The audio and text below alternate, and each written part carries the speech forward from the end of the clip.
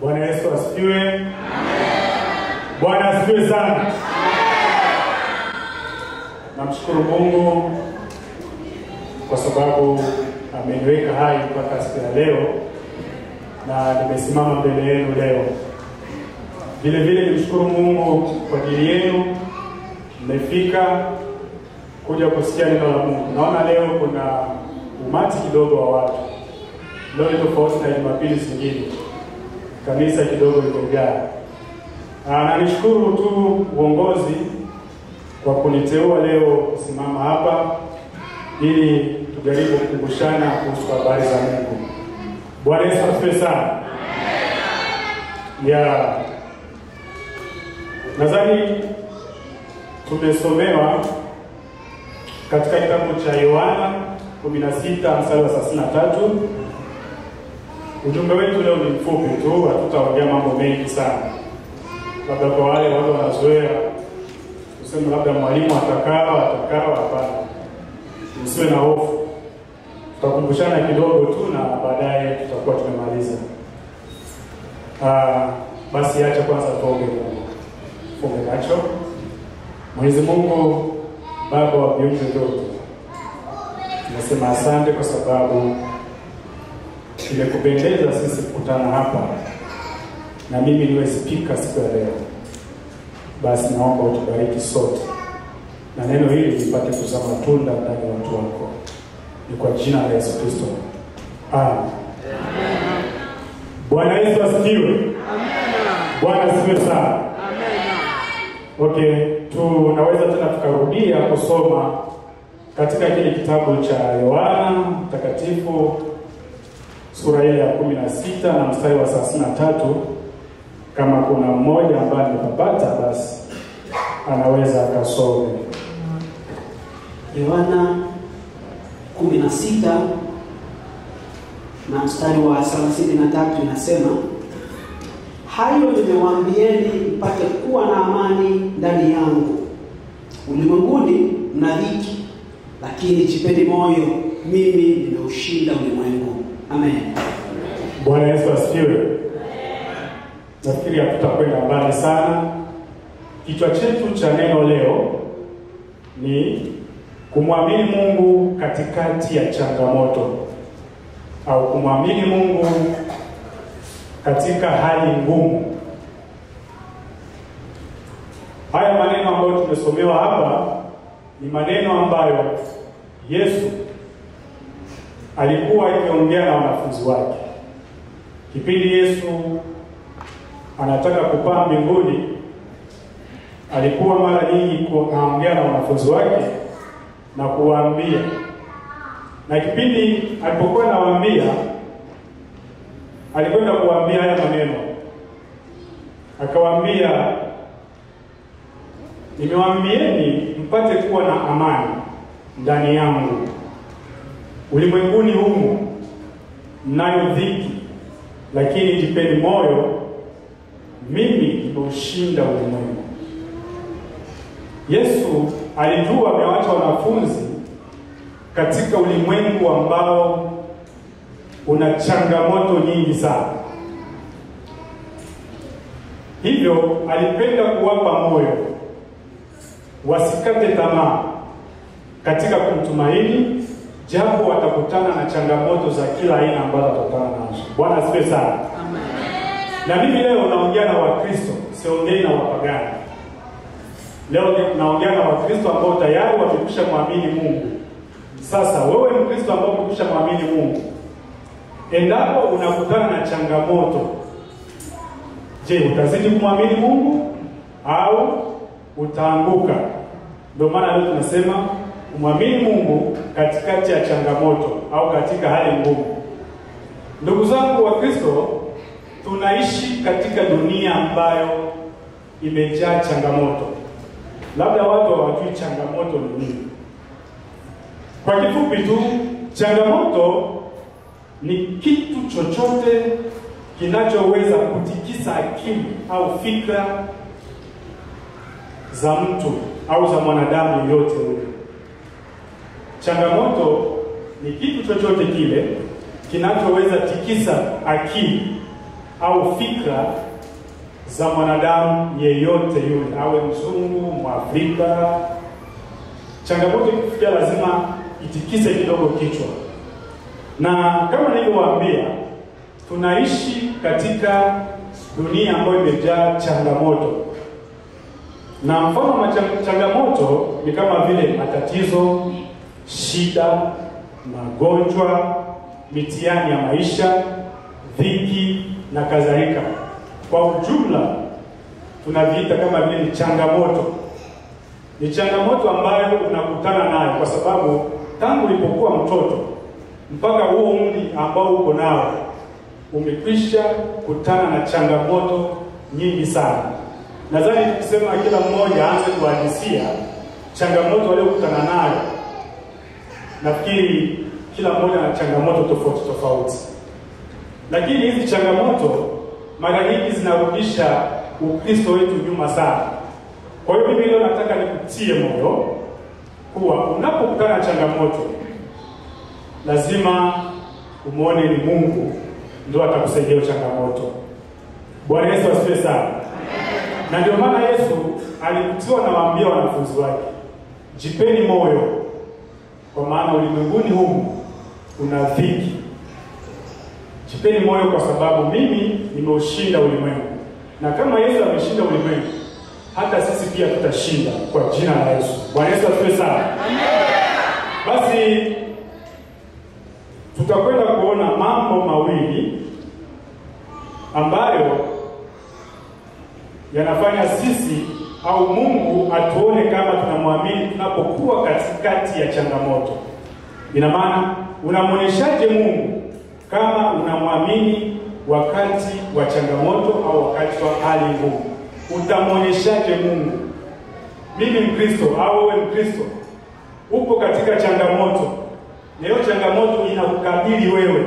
Sasa utamwonyeshaje Mungu kama unamwamini na huko una changamoto? Bwana Yesu asifiwe sana. Jambo letu la kwanza, ili kumwonyesha Mungu unamwamini na huko uko katika changamoto, ni lazima au ni pale unapoamua kuacha kutegemea akili zako. Namba moja, ni pale unapoamua kuacha kutegemea akili zako wewe mwanadamu. Bwana Yesu asifiwe sana. Wakristo wengi, nasema leo naongea na Wakristo, na hizi changamoto zinatupata sisi. Wakristo wengi tunapokuwa katika changamoto tunaanza kujisahau sana. Tunapokuwa katika changamoto tunatumikisha akili. Ndio maana nimesema changamoto inatushia wapi? Inagusa akili ya mtu. Na changamoto ziko aina nyingi. Labda changamoto yako ni ya magonjwa, tena magonjwa ambayo labda umeshatembea kote umekosa matibabu. Labda changamoto yako ni jambo lingine tofauti na magonjwa. Sasa umekwisha zunguka kote, umekosa msaada. Sasa wewe kwa akili zako, kama umeona hapa nimeshindwa mimi, kwa akili zako wewe Mkristo, sijui nani anaweza kukusaidia. Kwa sababu wewe umeshashindwa, ambaye anaweza kukusaidia hapo ni wewe kugeukia nani? Mungu. Bwana Yesu asifiwe sana. Basi mmoja wetu atusomee katika Mithali 3:5. Tuone Mungu anatusaidia kitu gani hapa. Mithali 3:5. Mithali 3:5 inasema, mtumaini Bwana kwa moyo wako wote, wala usizitegemee akili zako mwenyewe. Amen. Bwana Yesu asifiwe. Kitabu hiki kinatuambia mtumaini Bwana kwa moyo wako wote, wala usizitegemee akili zako mwenyewe. Hapa nataka tena nikazia hapa. Mara nyingi watu wanapokutana na changamoto ambayo imemfikia kwa wakati, kwa sababu yeye anajikuta labda ana ujuzi mwingi au ana akili au ana elimu ya kutosha, anatumikisha elimu yake labda kutatua hii changamoto ambayo iko nayo, lakini kwa kutumikisha elimu anajikuta anashindwa. Anatumikisha labda mali ambazo anazo kwa kutatua ile changamoto, anafika wakati anashindwa mpaka akili yake inafikia kuchoka. Na ujue kuwa pale akili zetu zimeishia, ndipo za Baba yetu wa mbinguni zinapoanzia. Bwana Yesu asifiwe sana. Kwa sababu akili zetu ni fupi sana na tukawii kuchoka. Kwa sababu tukianza kuwaza hapa, tutawaza afu wengine akili tunafikia wakati kichwa kinaluma, na kichwa kikiuma basi utashindwa hata kuendelea na kuwaza. Sasa ndio maana Mungu anakuambia mtumaini Bwana kwa moyo wako wote, wala usitegemee akili zako mwenyewe. Ina maana ukitaka kumuonyesha Mungu kama unamwamini kipindi uko katika changamoto yoyote ile, iwe magonjwa na kadhalika, basi ni lazima uache kutegemea akili zako. Kwa maana akili za mwanadamu ni za mwanadamu tu, na akili za Mungu ziko juu. Kwa hiyo hapa tunaambiwa tunapokuwa katika changamoto, basi tumwelekee nani? Tumtegemee Mungu tu, kwa sababu yeye ndiye anaweza kutusaidia. Bwana Yesu asifiwe sana. Bwana asifiwe. Tunakwenda na neno la pili. Tunapokuwa katika changamoto, tutamuonyeshaje Mungu kama tunamwamini, kama yeye ana uwezo wa kutatua ile changamoto ambayo anayo, alafu sisi tunakuwa tumeshindwa? Ni pale wewe unapoamua kukimbilia kwake yeye Mungu. Unapoamua kukimbilia kwake kutafuta msaada, hapa Mungu ataona kuwa huyu mtu ananiamini mimi. Bwana Yesu asifiwe sana. Mara nyingi sana sisi wanadamu tunapokuwa katika hizi changamoto za kidunia, changamoto za maisha, hata kanisa pia wao wanapata changamoto. Mara nyingi tunakwenda kwa ndugu, tunakwenda kwa marafiki, au tunaitisha kikao cha familia ili kutatua changamoto fulani ambazo zinatukumba. Ni kweli familia inaweza katatue baadhi ya changamoto, lakini hapa tunaongelea changamoto ile sugu ambayo na familia na wewe mtu unashindwa kuitatua. Ndio ambayo tunaiongelea hapa. Sasa unapokutana na changamoto kama hiyo ambayo familia wameshindwa, ndugu zako wameshindwa, kwa uwezo wako wewe umeshindwa, hapa lazima ukimbilie kwa Mungu tu. Bwana Yesu asifiwe sana. Kwa sababu kwake ndio kuna msaada tosha. Na tuone kwanza Zaburi 9 mstari wa 9 hadi 10. Unatuambia nini? Zaburi 9 mstari wa 9 hadi 10. Kama kuna mmoja anaweza kusoma aliyopata.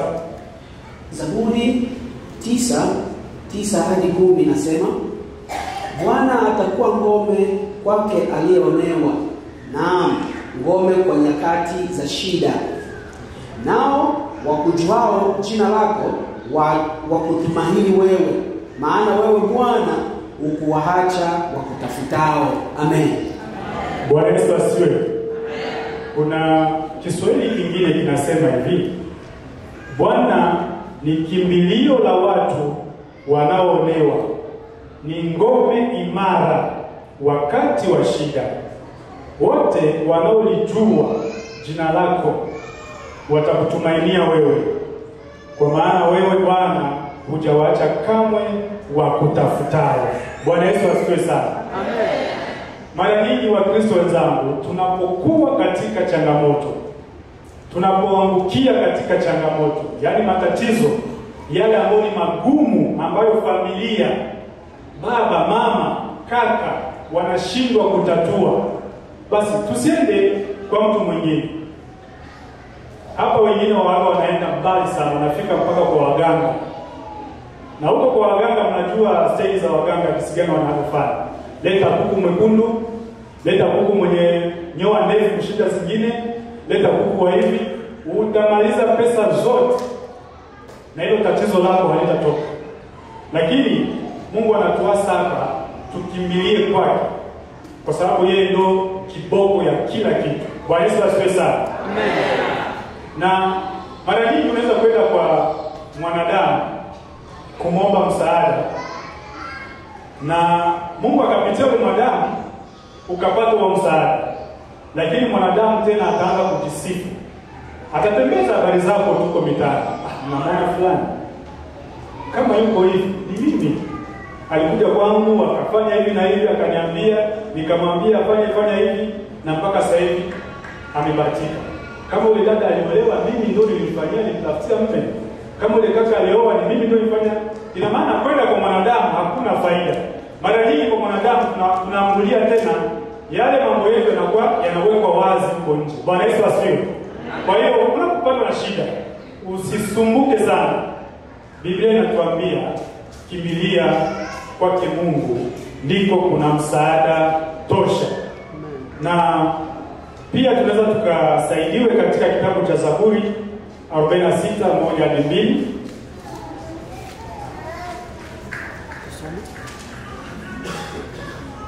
Arobaini na sita 1-2 ya Zaburi inasema, Mungu kwetu sisi ni kimbilio na nguvu, msaada utakaoonekana tele wakati wa mateso. Kwa hiyo hatutaogopa ijapobadilika nchi, ijapotetemeka milima moyoni mwa bahari. Amen.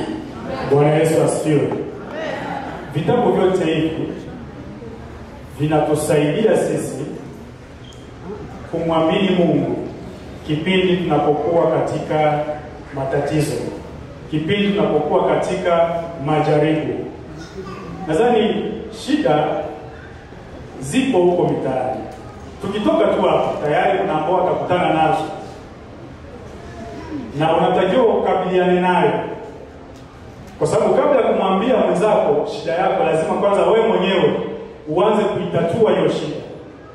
Hapana kupata shida tunaanza kukimbia kwa mwingine, nisaidie hivi na hivi. Jaribu kwanza na wewe ujuzi wako wote, na pale utakaposhindwa wewe, mwambie sasa Mungu akusaidie. Bwana Yesu asifiwe sana. Sasa unapokuwa na tabia ya kumwamini Mungu kipindi uko katika matatizo, kipindi uko katika majaribu, kipindi umekutana na dhiki kubwa, unakuwa na ile tabia mara kwa mara, unakuwa unamwamini Mungu tu, haujalegea kumwamini Mungu. Sasa Mungu atakupa nini, au wewe utapata faida gani kama unakuwa na ile hali ya kumwamini Mungu katika changamoto zako? Kwa sababu kuna watu changamoto ikifika wanaonyesha uaminifu, baadaye wanakata tamaa njiani. Na wakikata tamaa njiani, ina maana vile hawezi kufanikiwa wala changamoto haiwezi kuisha. Lakini changamoto litaisha endapo unamwamini Mungu 100% kuwa yeye ndio msaada tosha katika hii changamoto nilionayo. Sasa tunakuja kuona unapoonyesha kuwa unamwamini Mungu wakati wa changamoto, utapata nini? Utapata faida gani? Hii ni pointi ya pili. Unapoonyesha kuwa kumwamini Mungu kila wakati unapata changamoto, faida utakayopata, faida ziko nyingi sana, lakini mimi hapa nimekuchukulia tu faida moja. Na hii faida moja imeambatanishwa na mambo matatu. Bwana Yesu asifiwe. Amen. Unapokuwa katika changamoto na huku unamwamini Mungu, hii faida ni kwa wale ambao wapo katika changamoto na wanazidi kumwamini Mungu na changamoto zao zinaondoka. Hawa watu faida ambao watapata amani, watapata tumaini na watapata furaha. Bwana Yesu asifiwe sana. kuna kipindi labda unakuta changamoto ambayo inaweza ikanikumbe mimi. Leo changamoto inakukumba wewe. Sasa mimi nahangaika nayo sana. Lakini wewe kwako ni kama vile tu inapita. Kwa sababu gani? Kwa sababu tuko tofauti.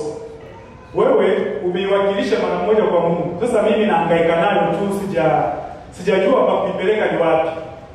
Yaani najikuta wewe unapita vizuri sana. Mpaka nafikia wakati labda naweza nikakuuliza, wewe ile janga limepita, mbona wewe hauonekani hata kuumia, hauonekani hata kuhuzunika na haya mambo? Mzee akwambia, mimi Mungu tu anaangalia. Bwana Yesu asifiwe sana. Nafikiri haya mambo tumeshakutana nao katika maisha yetu. Kuna vipindi vya makorera vilikuwa tunapita kule nyumbani, na majanga ya corona yalipita na mengine. Kuna wengine kolera inafika kwenye kijiji. Utakuta kile kijiji kutabaki watu wengine ambao hawataugua. Kolera inapita kwenye manyumba mengine na inateketeza watu. Na mpo kwenye kijiji kimoja. Lakini wale wana survive, alafu wewe unaendelea kuteseka na ile kolera. Sasa mnakuja kujiuliza, mbona huyu ni kwa nini? Sababu yeye awaga na muamini Mungu, kipindi anapokutana na changamoto, awaga hatereki. Haendi kwa mganga, haendi kwa ndugu, na kama anaweza kwenda kwa ndugu, akiona ndugu anapita basi anatoa habari kwa nani? Kwa Mungu. Ina maana huyo kijana anamwamini Mungu au huyo mama anamwamini Mungu. Ndio maana kipindi anapokuwa katika changamoto, yeye hatetereki hata kidogo. Bwana Yesu asifiwe sana. Basi katika hiyo, hebu tusome katika kitabu cha Isaya 26 na mstari wa 3. Isaya 26 na mstari wa 3. Isaya 26 mstari wa 3 inasema, utamlinda yeye ambaye moyo wake umekutegemea katika amani kamilifu, kwa kuwa anakutumaini. Amen. Amen. Bwana Yesu asifiwe. Katika Kiswahili kingine cha Biblia zetu kinasema, utamlinda katika amani kamilifu yeye ambaye moyo wake ni thabiti, kwa sababu anakutumaini wewe. Bwana Yesu asifiwe sana. Hapa Mungu atawalinda wale ambao wanamwamini tu. Hawezi kulinda wale ambao hawamwamini. Na anamlinda, anampa nini? Amani. Hata anapokutana na matatizo. Tatizo kule utakutana nalo, lakini kwako wewe itakuwa kama vile linapita. Lakini kwa wengine linadumu mpaka wengine wanafikia hatua ya kujiua kwa sababu ya majanga ambayo tunakutana nayo. Jamani, kuna shida ambazo tunakutana nazo huko nyumbani. Labda hapa wengine wamezaliwa katika kipindi kizuri, lakini wale ambao wamezaliwa huko nyuma wanakutana na majanga ambayo watu wanafikia hatua ya kujiua na kuacha watu wengine, anaenda kujinyonga kule kwa sababu ya shida tu. Anakosa hii shida, atampatia nani? Mpaka anafikia kwenda kujiua. Sasa wewe, hizo shida ambazo wengine wanajiua, lakini wewe kwako unaiona kama vile si kitu, kwa sababu Mungu yuko pamoja na wewe. Bwana Yesu asifiwe sana. Basi endapo tunakutana na changamoto yoyote ile katika maisha, na changamoto ziko nyingi. Kuna changamoto hata za wapita ambao hawajaolewa kutafuta mume.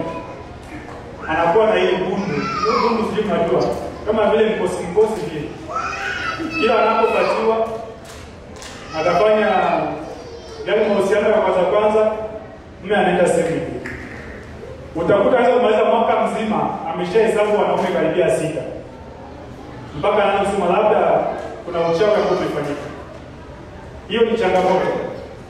Na hiyo changamoto kama unakutana nayo, wewe piga magoti, mwambie Mungu. Bwana Yesu asifiwe sana. Amen. Na tusaidiwe tena katika kitabu cha Warumi 15 na mstari wa 13. Warumi 15 mstari wa 13.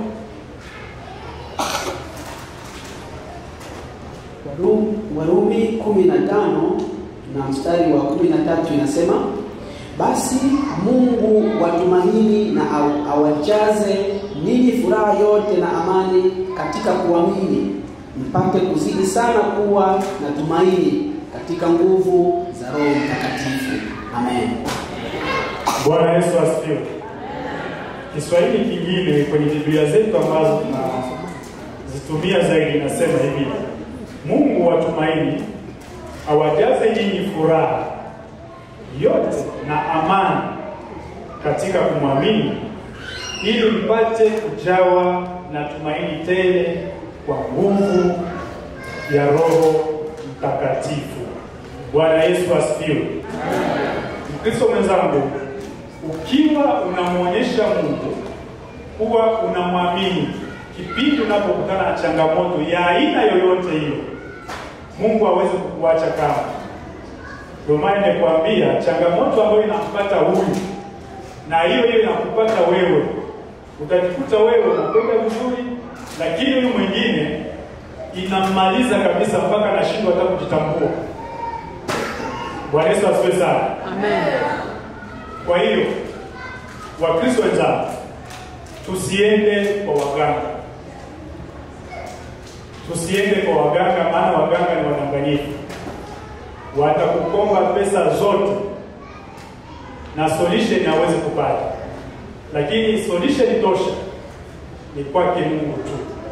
Ndio ana uwezo wa kutatua kila jambo gumu ambalo unakutana nalo katika maisha yako. Bwana Yesu asifiwe sana. Amen. Nadhani kama nilivyowaambia, hatuna mambo mengi kwa sababu naongea na Wakristo ambao tayari wanamjua Mungu ni nani. Ndio maana nimepata machache tu ya kutaka kukumbushana. Haya ni tunakumbushana kwa sababu yote hata wazee wanapofika hapa kuhubiri kufanya nini? Ni kukumbushana. Kwa sababu tangu ulipozaliwa mpaka sasa hivi umeshahubiriwa sana. Bwana Yesu asifiwe sana. Na tumeshasikia mengi sana. Kwa hiyo tunaenda tunakumbusha yale hata umesahau kidogo, tunakukumbusha. Na mimi leo nilikuwa hapa kuwakumbusheni tu katika changamoto tunazokutana nazo sisi wa Kristo. Kwa sababu wengi wetu wanapokutana na changamoto wanaanguka, wanaacha imani, wanarudi nyuma. Sasa mimi nikutie moyo tu. Kama unapokutana na changamoto ya aina yoyote, Mkristo mwenzangu, usiende huku wala huku. Jaribu kumwona Mungu peke yake. Kama wewe umeshindwa kuitatua, kwa sababu kuna changamoto zile ambazo zinakuja, tunazitatua vizuri na zinaisha kabisa. Sasa hii ambayo naongelea mimi ni ile ngumu ambayo mimi nashindwa kuitatua. Hata mke wangu pia anashindwa kuitatua. Jamaa yangu yote inashindwa kuitatua. Sasa niende wapi? Lazima nipige magoti, nimweleze Mungu, yeye ndo msaada tosha katika maisha yetu. Bwana Yesu asifiwe sana. Amen.